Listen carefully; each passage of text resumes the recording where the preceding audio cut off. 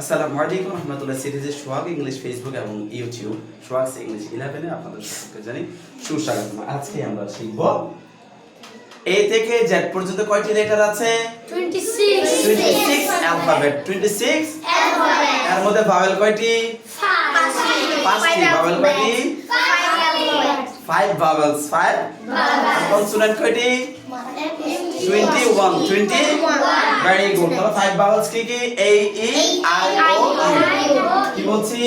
A E I O U. Right?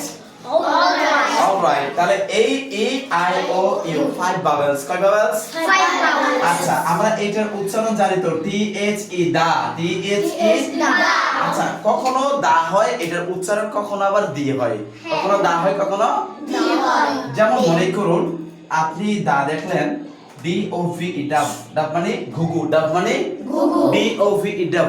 তাহলে এটাকে বলবো দা ডাব বলবো নাকি দি ডাব বলবো? ক্লিয়ার?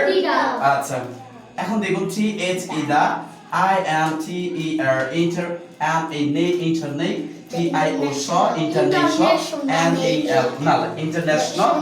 ইন্টারন্যাশনাল। তাহলে I M N T E R ter inter, M A ne internet, T I O tion international, N A L nal international. তাহলে এটার আগেও দা আছে, এটার আগেও দা আছে। এখন আমরা কি এটাকে দা বলবো নাকি দি বলবো? রাইট? আজকে একটা কথা বলে দে, আজীবন মনে রাখবেন।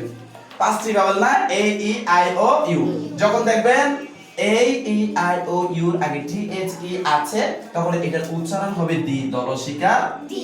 দি। ক্লিয়ার? তাহলে এটা হবে দি ইন্টারন্যাশনাল নাকি দা ইন্টারন্যাশনাল? The international. কি হবে? The international. দ্যাটস মিন যদি ভাওয়েল থাকে, কি থাকে? ভাওয়েলের আগে যদি টি এইচ ই থাকে, তাহলে আমরা এটাকে দা বলবো না, কি বলবো? দি। দি বলবো। Very good. আর যদি বাকিগুলো কনসোনেন্ট মানে এইগুলো ছাড়া বাকি যে 21টা ওয়ার্ড রয়েছে, ওই 21টি ওয়ার্ডের আগে যদি টি এইচ ই থাকে, তাহলে বলবো দা। কি বলবো? দা। তাহলে এটা হবে দা ডাব। কি হবে? দা ডাব। আর এটা হবে দি ইন্টারন্যাশনাল। কি হবে? The international. এই লেটারের প্রথম ওয়ার্ডটা হলো কি? আই। তাই এটা দা না হয়ে গেছে কি? দি। আপনারা বলেন তো দেখি এটার উচ্চারণ কি হবে? এটা আমব্রেলা। এটা কি? ইউ এম আম বি আর ই ব্রে, অথবা ইউ এম আম বি আর ই এল ব্রেল, আমব্রেল, এল এ লা, আমব্রেলা। ক্লিয়ার? তাহলে এটা কি দি হবে নাকি দা হবে? দি আমব্রেলা। দি আমব্রেলা। Very good. তাহলে ইউ একটা ভাওয়েল, ইউ একটা কি? ভাওয়েল। তাই ইউ ভাওয়েলের আগে টি এইচ ই থাকার কারণে এর উচ্চারণ কি হয়েছে? দি আমব্রেলা হয়েছে। কি হয়েছে? দি আমব্রেলা। তাহলে আমরা এটা টি এইচ ই টি এ কে এ টাকা। ক্লিয়ার? তাহলে দা টাকা বলবো নাকি দি টাকা বলবো? দি টাকা। কি বলবো? দি টাকা। দা টাকা। কি বলবো? দা টাকা। দা টাকা। কারণ দি টি এইচ ই এটা কনসোনেন্টের আগে রয়েছে। ক্লিয়ার?